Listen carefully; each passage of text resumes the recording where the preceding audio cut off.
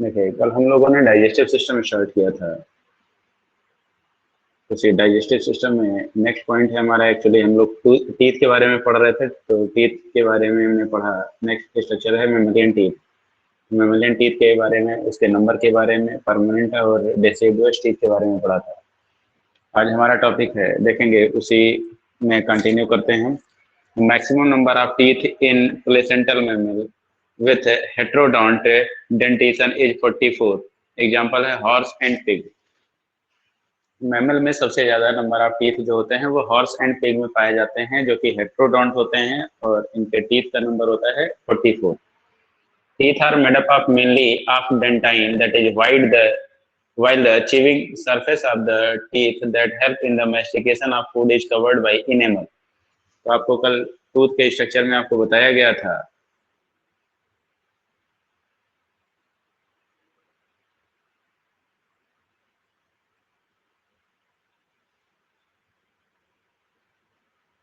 देखिए, ये आपके टूथ का स्ट्रक्चर है। टूथ के स्ट्रक्चर में आपको बताया गया था कि टूथ का जो मैक्सिमम पार्ट होता है वो डेंटिन होता है।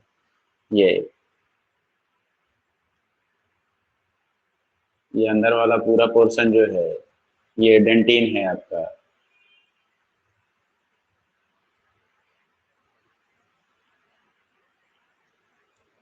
और इसके ऊपर एक पतली सी लेयर पाई जाती है, दैट इज इनेमल। तो ये आपका इनेमल हो गया, और ये डेंटिन पार्ट है। इनेमल जो है hardest substance of the body कहलाता है। हमारे बॉडी का हार्डेस्ट सब्सटेंस होता है। Enamel is the hardest substance of the body and enamel is made up of calcium carbonate and calcium phosphate.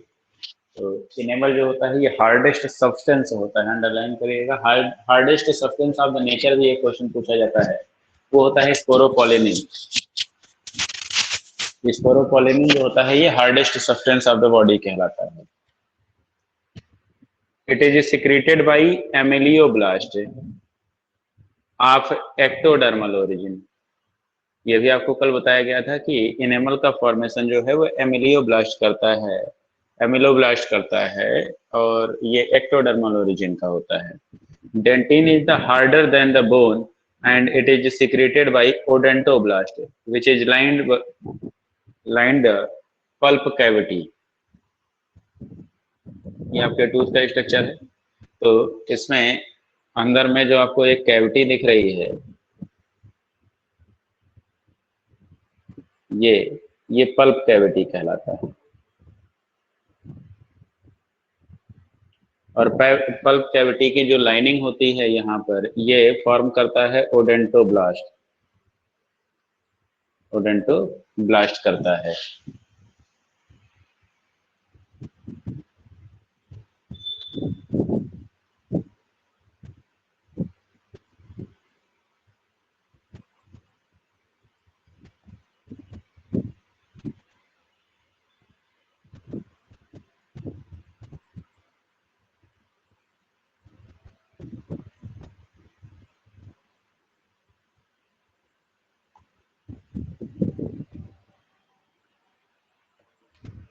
इस ओडेंटोब्लास्ट के अंदर एक ब्लड वेसल पाई जाती है, और यहीं से एक नर्व राइज होती है।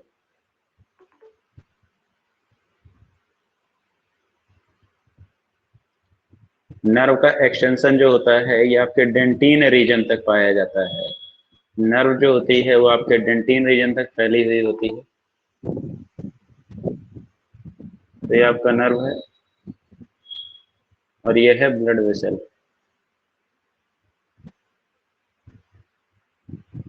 नर्व और ब्लड वेसल टूथ के रूट वाले रीजन से इंटर करते हैं, और यहाँ पे एक ओपनिंग पाई जाती है, जिस ओपनिंग को हम बोलते हैं pulp cavity.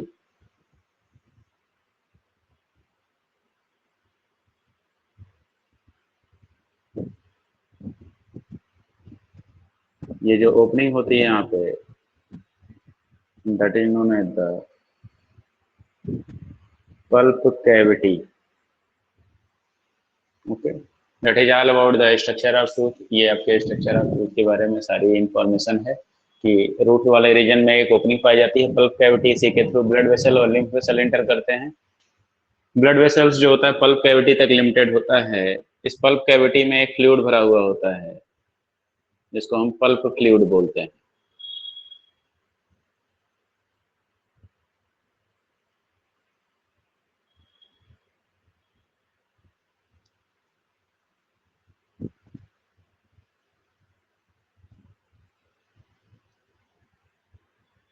Teeth are embedded in the socket of alveolar processes of the jawbone, hence called the thecodont. ये आपको बताया गया था on the basis of attachment. Tooth जो होते हैं 3 टाइप के होते हैं, एक्रोडोंट, प्लूरोडोंट और थीकोडोंट। तो थीकोडोंट कंडीशन में आपको बताया गया था कि जो जॉ बोन होता है उसके अंदर एक कैविटी पाई जाती है और टूथ जो होता है ये टाइटली इसके अंदर फिट होता है, टाइटली इसके अंदर फिट होता है। This condition is known as the thecodont. Strongest type of teeth होता है।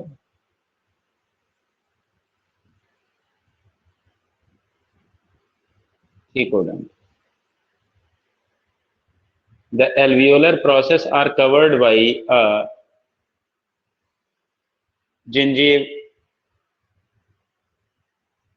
जिंजीवा या गम बोलते हैं, मसूड़ों से घिरा होता है। The socket are lined by the periodontal ligament और periodontal membrane made up of the dense fibrous connective tissue. तो टूथ के स्ट्रक्चर में देखेंगे आपका जो टूथ होता है ये एक मेम्ब्रेन से घिरा होता है जिसको हम बोलते हैं पेरियोडोंटल मेम्ब्रेन, पेरियोडोंटल मेम्ब्रेन बोलते हैं, पेरियोडोंटल मेम्ब्रेन। और जो पेरियोडोंटल मेम्ब्रेन को बोन से कनेक्ट करके रखता है इसको हम बोलते हैं शार्पेज फाइबर, शार्पेज फाइबर बोलते हैं,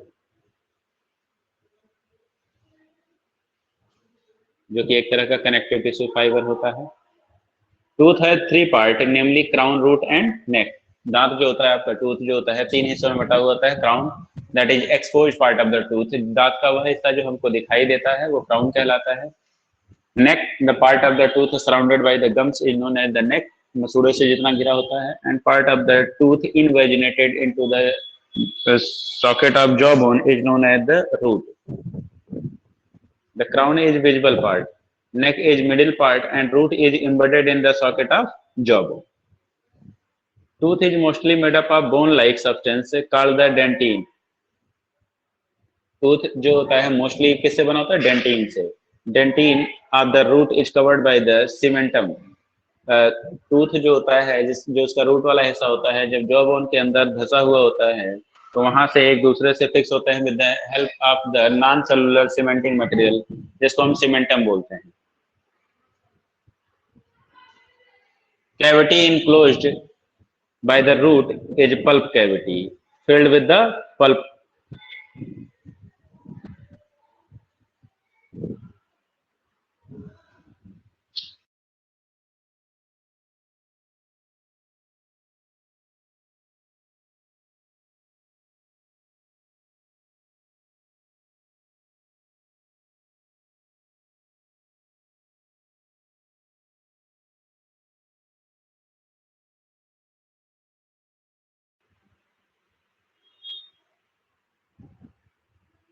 तो यहाँ पे बीच में एक नॉन सेलुलर सीमेंटिंग मटेरियल पाया जाता है जो टूथ और रूट बोन के बीच में पाया जाता है। Narrow extension of the pulp cavity are called the root canal.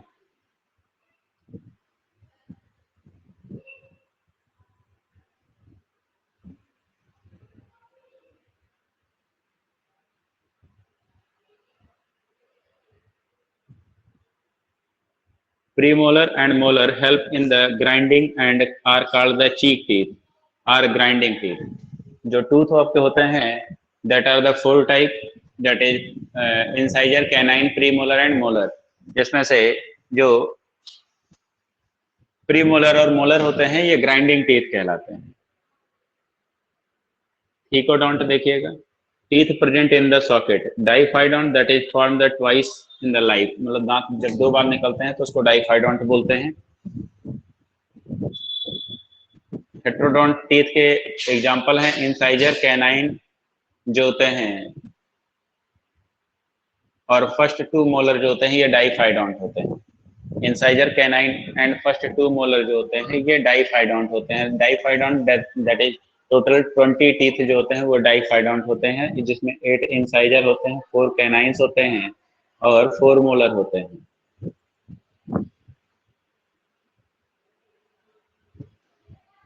Sorry 8 molar होते हैं।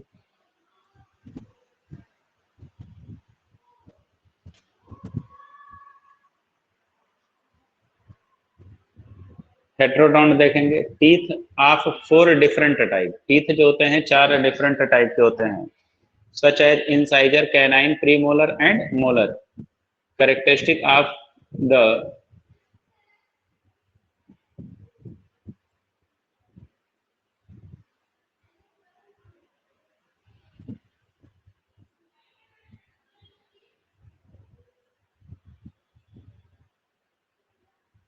यूथेरियन मैमल,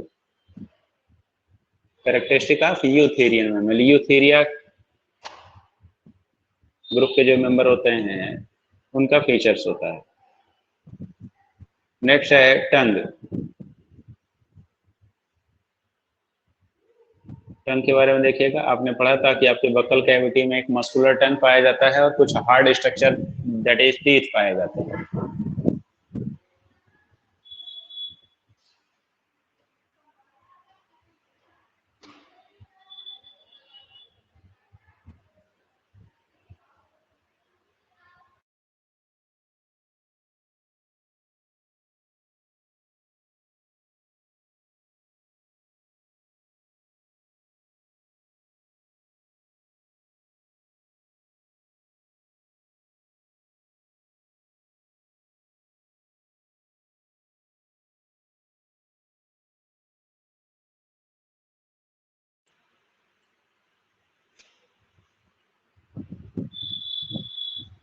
तो ये देखते हैं टंग के बारे में। टंग जो होता है हमारा ये तो freely movable, tongue is freely movable muscular organ attach to the floor of oral cavity by the lingual frenulum, या फ्रेनुलम लिंगुआ बोलते हैं।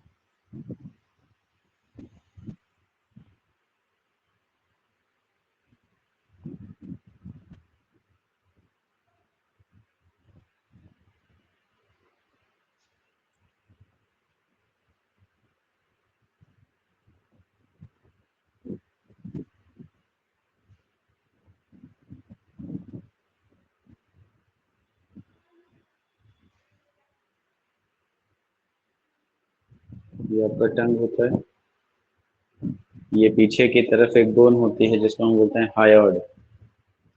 हायोड बोन से ये आपका मस्कुलर टंग अटैच होता है, जो स्ट्रक्चर इसको जोड़ता है इसको हम बोलते हैं frenulum lingua.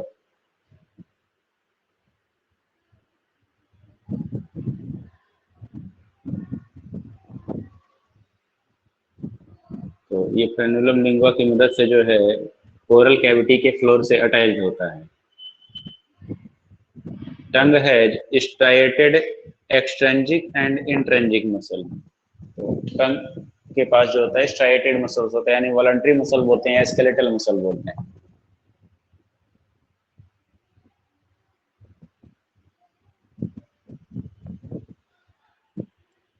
Tongue is also act as the universal tooth brush, ये टूथ ब्रश के लिए की तरह से काम करता है टंग के लिए, टूथ के लिए। The anterior 2/3 are covered by the lingual papilla. देखिए अगर आप टंग का स्ट्रक्चर देखेंगे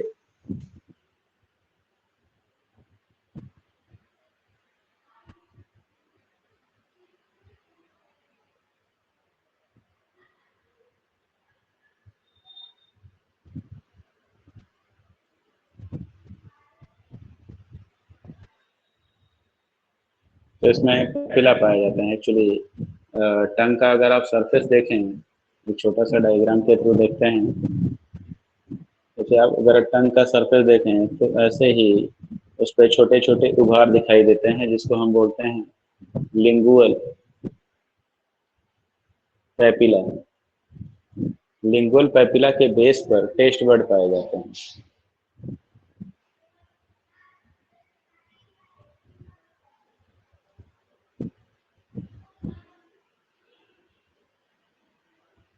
टेस्ट बर्ड्स, ठीक है। लेकिन लिंगुअल पैपिला का जो शेप होता है वो वेरी करता है, तो इसके बेसिस पे लिंगुअल पैपिला कई तरह के होते हैं, जिसमें से 4 टाइप नेम दिए गए हैं, जिसमें से 3 ह्यूमन बीइंग में पाए जाते हैं। तो आइए देखते हैं, जिसमें से सबसे पहला है लिंगुअल पैपिला।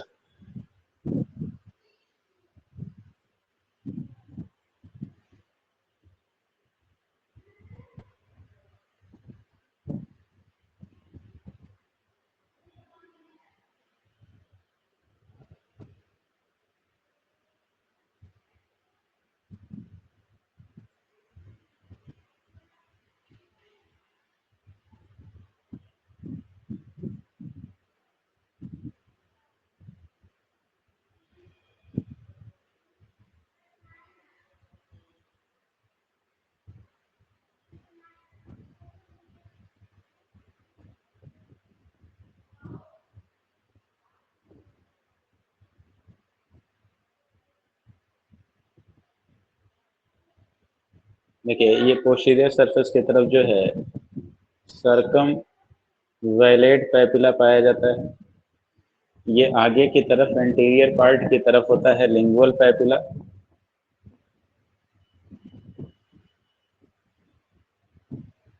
और बीच में पाया जाता है आपका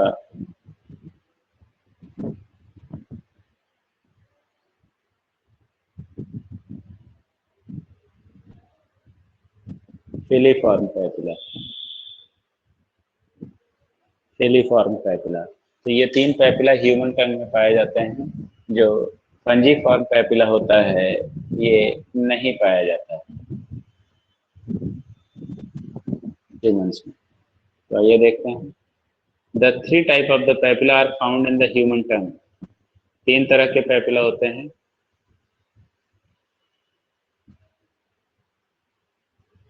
सर्कमवैलेट, the largest knob like and lie at the back of the tongue, पीछे की तरफ पाया जाता है। फंजीफॉर्म मशरूम शेप्ड होता है, scattered over the entire surface of the tongue, पूरे टंग की सरफेस पर बिखरा हुआ होता है। And contains the tactile receptor but no taste bud, इसमें टेस्ट बर्ड नहीं पाए जाते हैं। Filiform papilla filament shaped lies on the entire surface of the tongue. Sorry, जो है आपका जो पैपिला का टाइप है, एक है सर्कमवलेट हो गया, दूसरा फंजीफॉर्म हो गया, तीसरा फिलीफॉर्म हो गया। एक चौथा होता है folate papilla. Folate papilla mammal में नहीं पाया जाता है, ह्यूमन बीइंग में नहीं पाया जाता है folate papilla. Folium that is leaf like होता है और ये ह्यूमन टंग पे नहीं पाया जाता है। नेक्स्ट है आपका टॉपिक है फेरिंग्स। तो फेरिंग्स को देखेंगे। The posterior part of the buccal cavity जो होता है ये फेरिंग्स कहलाता है। तो इस फेरिंग्स में पहले एक डायग्राम आप बना लेंगे छोटा सा फेरिंग्स के लिए।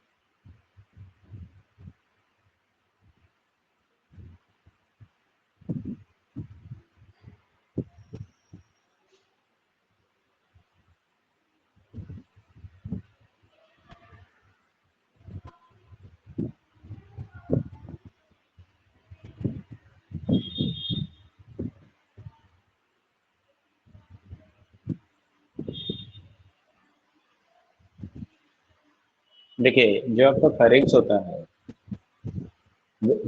Posterior part of the buccal cavity is known as the pharynx. Pharynx की ओपनिंग जो होती है ट्यूब लाइक स्ट्रक्चर में होती है। हमारे नेक रीजन में दो ट्यूब लाइक स्ट्रक्चर पाए जाते हैं, जिनको हम बोलते हैं ईसोफेगस एंड ट्रैकिया।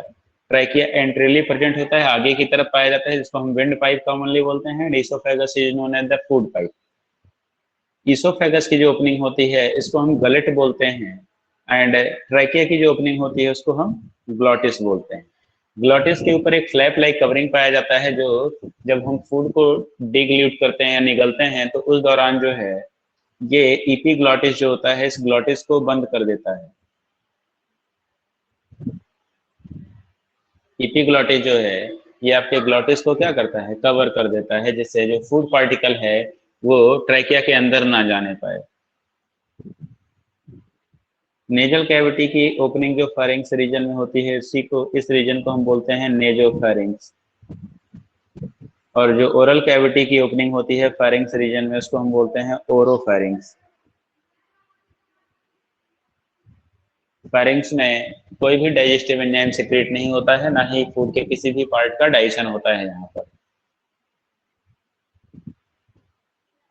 इसी फेरेंजियल रीजन में दो मिडिल ईयर कैविटी से जुड़े हुए ट्यूब लाइक स्ट्रक्चर पाए जाते हैं जो ओपन होते हैं।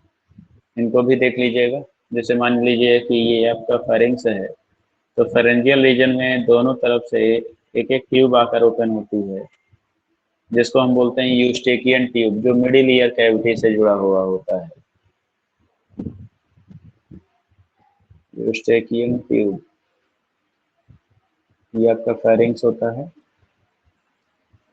फेरिंग्स रीजन में दोनों ईयर से, दोनों मिडिल ईयर से एक एक ट्यूब आकर ओपन होती है, जिसको हम बोलते हैं यूस्टेकियन ट्यूब, जो कि दोनों साइड एयर प्रेशर को मेंटेन रखता है।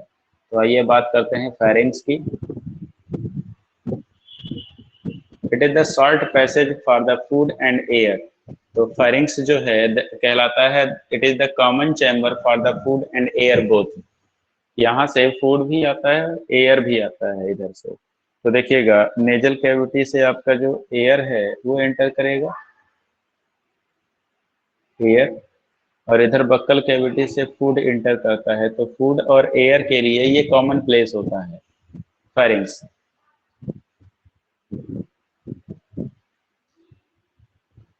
Structure that opens into the pharynx are esophagus and trachea, that is windpipe. Esophagus को हम फूड पाइप बोलते हैं और ट्रैकिया को विंड पाइप बोलते हैं। ड्यूरिंग द swallowing, swallowing मतलब होता है निगलना, entry of food into the windpipe is prevented by the epiglottis, a cartilaginous flap। तो जिस दौरान हम फूड को निगल रहे होते हैं तो ये हमारा फूड जब हमारे फेरिंग से हमारे गलट के थ्रू ईसोफेगस में जाता है तो उस दौरान ट्रैकिया के ऊपर, जो ग्लॉटिस के ऊपर जो फ्लैप लाइक कवरिंग लगी हुई होती है, जिसको हम ईपी ग्लॉटिस बोलते हैं, इलास्टिक कार्टिलेज से बना हुआ स्ट्रक्चर होता है जो कि ग्लॉटिस को बंद कर देता है।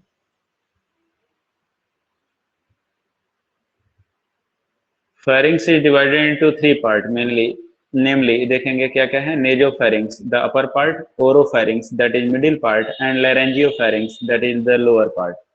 तो ये आपको बताया गया कि ये आपका ओरोफेरिंग्स है, जो ओरल कैविटी फेरिंग्स में जहाँ पे खुलता है, ये नेजोफेरिंग्स है, और नीचे की तरफ होता है लैरिंग्स। तो इसको हम लैरेंजियो फेरिंग्स बोल देते हैं।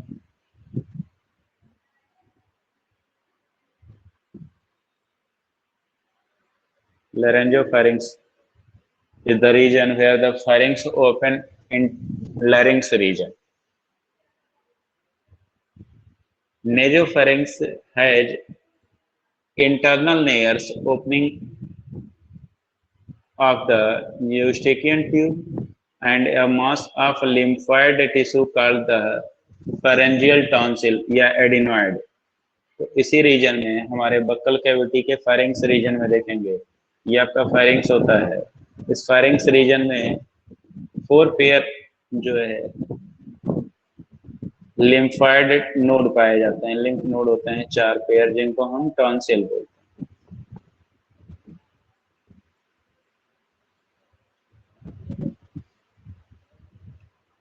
हैं। इनको हम बोलते हैं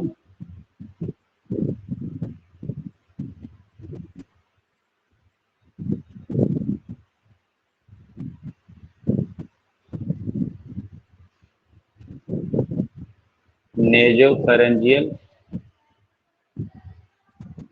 नेजोफेरेंजियल टॉन्सिल, ये होता है ट्यूबल टॉन्सिल, ये होता है फॉसियल टॉन्सिल, और सबसे लास्ट वाला होता है लिंगुअल टॉन्सिल। तो ये 4 पेयर टॉन्सिल पाए जाते हैं, जिसमें नेजोफेरेंजियल को ही हम एडिनॉइड टॉन्सिल बोलते हैं। जब इन्हीं टॉन्सिल में इन्फ्लेमेशन हो जाता है, स्वेलिंग हो जाता है इन्फेक्शन की वजह से, तो उस कंडीशन को हम टॉन्सिलाइटिस बोलते हैं।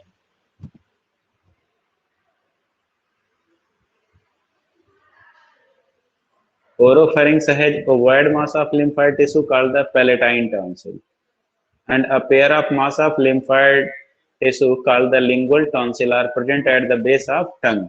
तो ये lingual tonsil base पर पाया जाता है।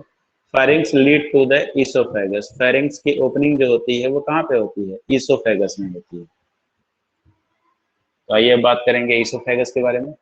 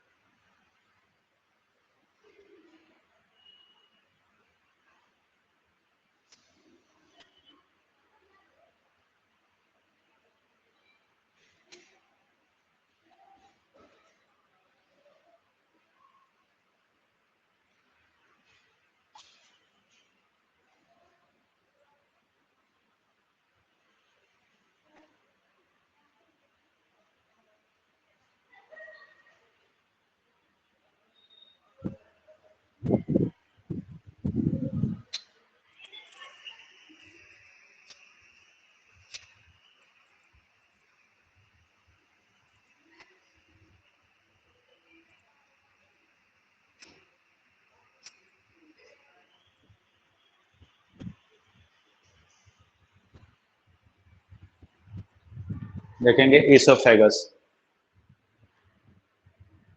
the part of alimentary canal which pass through the neck, thorax and diaphragm is the esophagus. तो उसके लिए भी एक डायग्राम हम देख लेते हैं esophagus का।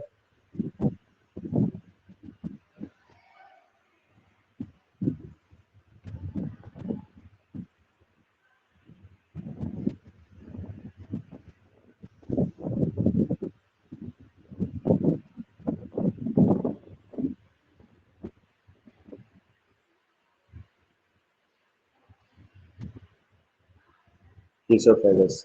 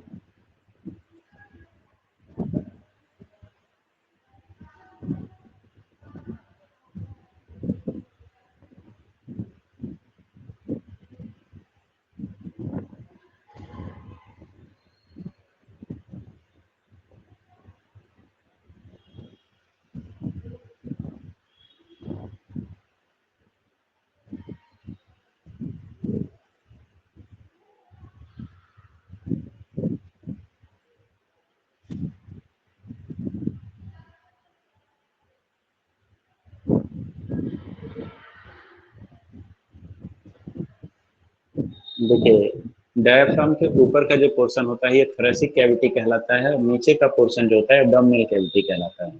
तो हमारा जो ईसोफेगस होता है ये हमारे नेक से होते हुए थोरेसिक कैविटी को पियर्स करते हुए थोरेसिक कैविटी से एब्डोमिनल कैविटी में इंटर करता है थ्रू द डायफ्राम। जिस रीजन से एंटर करता है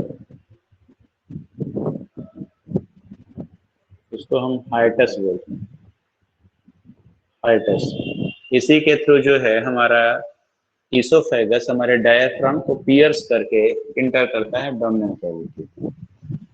यहाँ एब्डोमिनल कैविटी में जब हमारे स्टमक से आकर के ईसोफेगस कनेक्ट होता है तो यहाँ पर एक सर्कुलर मसल से बना हुआ रिंग लाइक स्ट्रक्चर पाया जाता है, जिसको हम बोलते हैं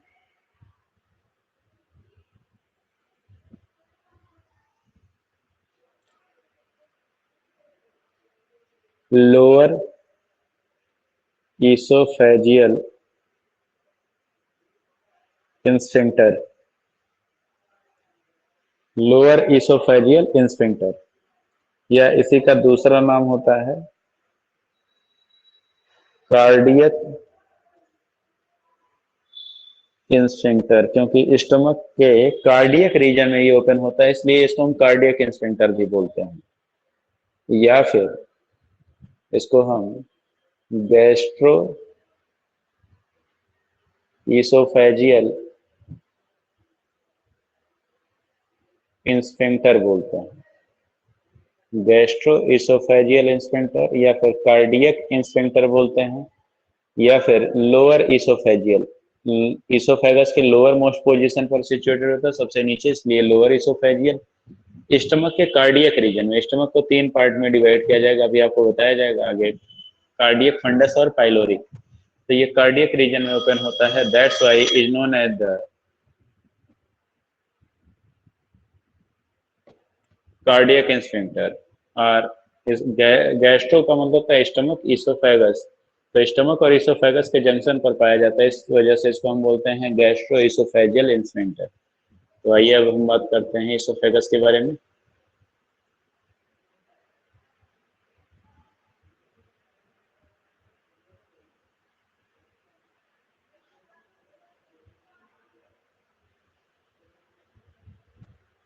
It pierces through the diaphragm and it is 10 inches long, that is 25 centimeter, and it has both unstriated and striated muscles, या unstripped or stripped muscles, but lack the serosa।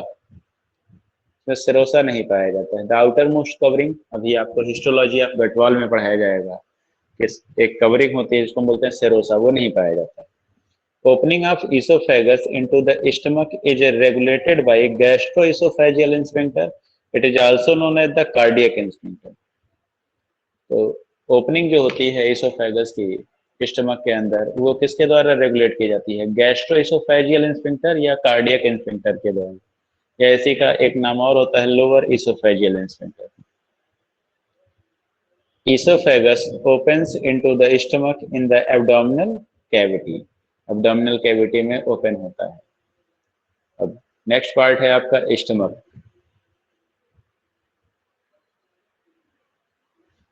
तो stomach के बारे में हम अगली क्लास में बात करेंगे। आज के लिए बस इतना ही। Thank you all.